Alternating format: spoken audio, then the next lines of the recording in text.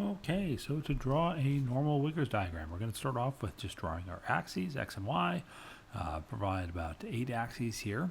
We'll then move on to labeling the axes. Of course, we'll start off with left ventricular volume, atrial ventricular pressures, and aortic pressure, transvalvular velocity, ECG, heart sounds, left ventricular thickness, coronary perfusion, and then aortic dimensions. This is just an additional example.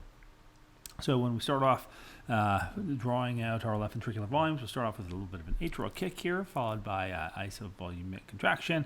We'll put our lines of reference in here.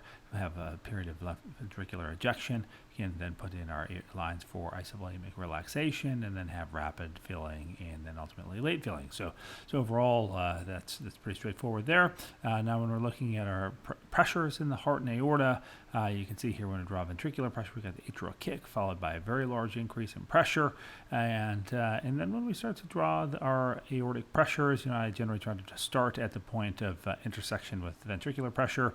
Again, depicting that we're going to have left ventricular pressure exceeding aortic pressure during that first half. The second half, generally, aortic pressure ends up being higher from artifact, dicrotic notch, followed by remaining pressures.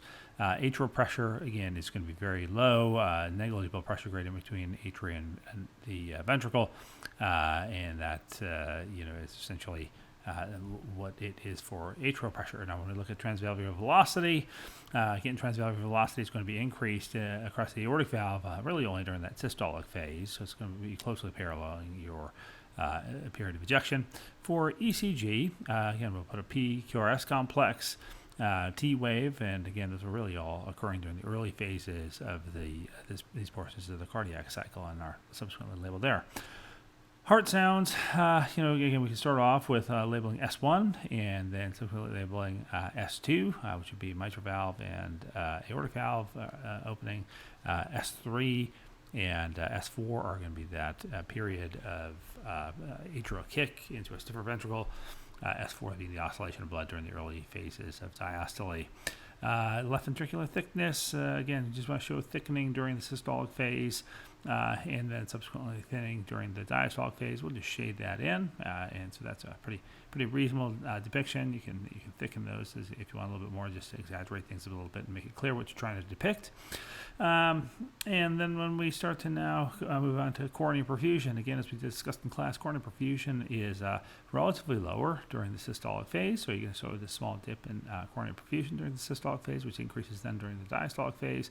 And then ultimately, when we're looking at aortic dimensions throughout the cardiac cycle, of course, as blood is ejected into the aorta, there's a distension of the aorta, storage of energy inside the aortic wall, and ultimately that helps to perfuse the heart during the diastolic phase.